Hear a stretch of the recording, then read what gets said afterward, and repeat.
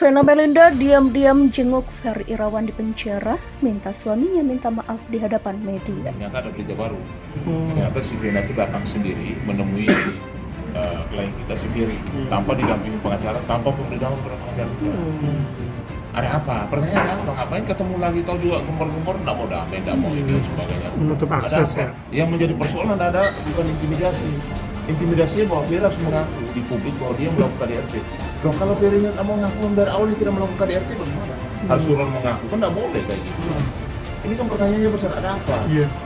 Datang suruh Ferry untuk mengaku di publik ya di media bahwa dia melakukan KDRT sudah sesuatu sudah masuk akal. Makanya tadi saya sampaikan kepada Kapolda Jawa Timur supaya mengungkap perkara ini, ya kan, supaya Kejaksaan Tinggi Jawa Timur juga supaya melihat perkara ini secara objektif. Kalau memang perkara ini tidak layak untuk disidangkan, kembali ke kepolisian.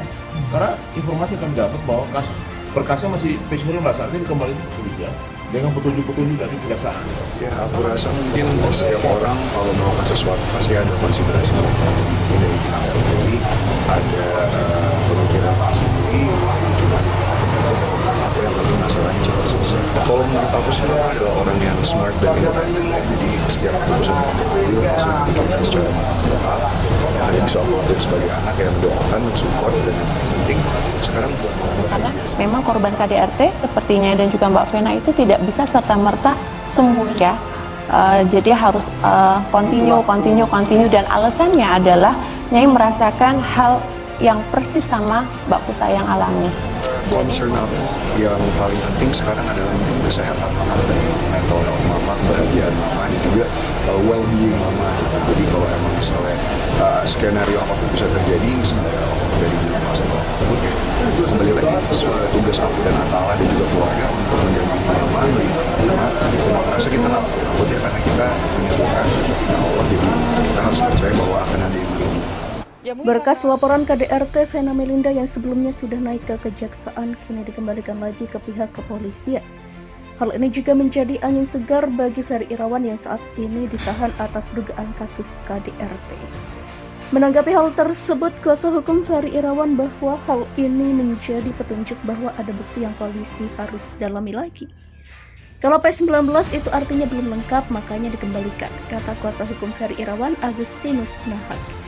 Bahkan Ferry Irawan juga bisa bebas jika benar tidak ada bukti soal dugaan KDRT tersebut. Memang dari awal kita bisa lihat sendiri kalau di KDRT apa yang di KDRT kan harus fair. Demikian sebutnya. Bagi Nahak tidak ada bukti kuat bahwa Vena Melinda mengalami dugaan KDRT. Kalau ada lebam di mana, kalau dipukul ya dipukul di mana, apa yang ditendang kalau memang ditendang. Demikian sebutnya. Baginya kebenaran pasti akan segera terungkap karena memang menurutnya Vena Melinda tidak di KDRT Ferry Irawan. Kalau kami percaya bahwa niat Ferry itu nikah memang buat baik-baik, jadi tidak ada itu KDRT. Kalau memang ada KDRT, mana buktinya? Demikian sebutnya. Dengan dikembalikannya berkas dari Kejaksaan ke pihak kepolisian, Nahak menyebutkan bahwa berkas dari pihak kepolisian belum lengkap. Kalau memang tidak ada lagi yang bisa dilengkapi oleh pihak kepolisian, ya artinya kasus tidak layak disidangkan, kata Nahak. Namun jika pihak kepolisian memenuhi bukti-bukti, maka pasti akan dinaikkan ke pengadilan. Artinya berkasnya lengkap kalau sampai P21. Demikian sebutnya. Vena Melinda akhirnya menggelar pengajian sekaligus syukuran setelah dirinya digugat cerai Ferry Irawan. Tak hanya itu, Vena Melinda juga memanggil sejumlah anak yatim piatu dalam kesempatan tersebut. Ia berharap agar doa-doa dari anak-anak yatim piatu yang dipanggil ke rumahnya itu bisa diijabah oleh Allah Subhanahu wa Ta'ala. Saya cuma mau fokus kepada diri saya karena saya yakin Allah yang menjadi pelindung saya, sebut Vena Melinda. Menurut Vena Melinda, selama bermasalah dengan Ferry Irawan, dirinya hanya curhat kepada Allah Subhanahu wa Ta'ala. Ia berharap di usianya yang sudah memasuki 50 tahun bisa selamat dunia akhirat. Saya pengen insya Allah saya dan anak-anak bisa bahagia lahir batin dunia dan akhirat, kata Vena Melinda. Di tengah masalahnya yang masih rumit itu, ia berharap agar bisa menyelesaikan masalahnya dengan tuntutan Allah Subhanahu wa Ta'ala. Hingga tangis Vena Melinda pecah saat dirinya mengenang kembali rasa sakit yang ia terima belakangan ini. Karena selama sebulan ini saya selalu mencoba curhat sama Allah, demikian katanya. Ia berharap agar ke depan bisa melangkah dengan rasa yang lebih tinggi keimanannya, lebih percaya diri lagi karena merasa Allah itu ada dan dekat, sebut Vena Melinda. Doakan Ibu Vena semoga bisa melangkah tegar dan tidak menyesal untuk apapun yang sudah pernah diambil. Demikian sebutnya. Ia berharap ke depan dirinya bisa lebih sabar dan pasrah dalam menghadapi ujian hidupnya saat ini. Sementara itu dikatakan Roro Fitria bahwa Vena Melinda menggelar syukuran agar dirinya diberi kelancaran dalam menghadapi masalah yang ada. Roro Fitria berharap agar ke depannya Vena Melinda mendapatkan ketenangan hati setelah menggelar syukuran dan pengajian.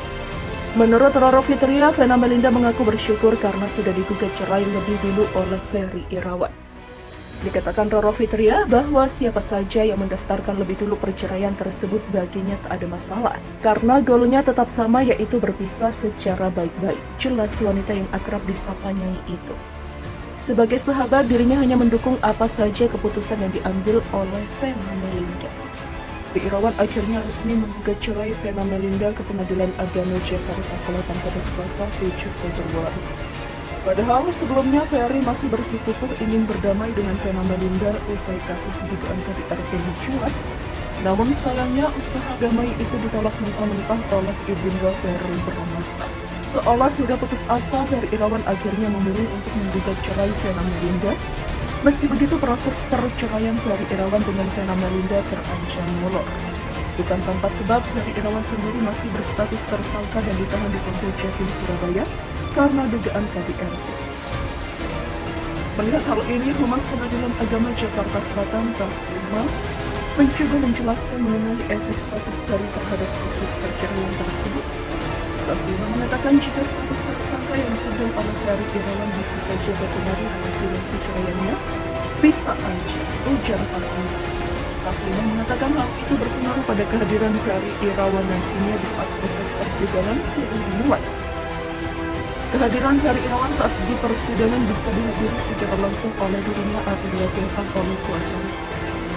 Kan dia berada misalnya di rutan, siapa aja lah bukan menunjuk seseorang, bukan, demikian ungkapnya. Orang yang dihukum terus dipanggil kalau dia mengajukan gugatan, mengajukan permohonan, dan dipanggil untuk hadir, baik secara langsung maupun diwakili oleh kuasa hukum. Demikian hukumnya. Ferry Irawan merasa bahwa Vena Melinda telah menjatuhkan harkat dan martabatnya sebagai suami. Hal itu diungkap langsung oleh kuasa hukum Ferry Irawan baru-baru ini, bahwa permohonan itu Mbak Vena Melinda yang kami duga telah menjatuhkan harkat dan martabat Mas Ferry Irawan selaku suaminya, ungkap Khairul Imam.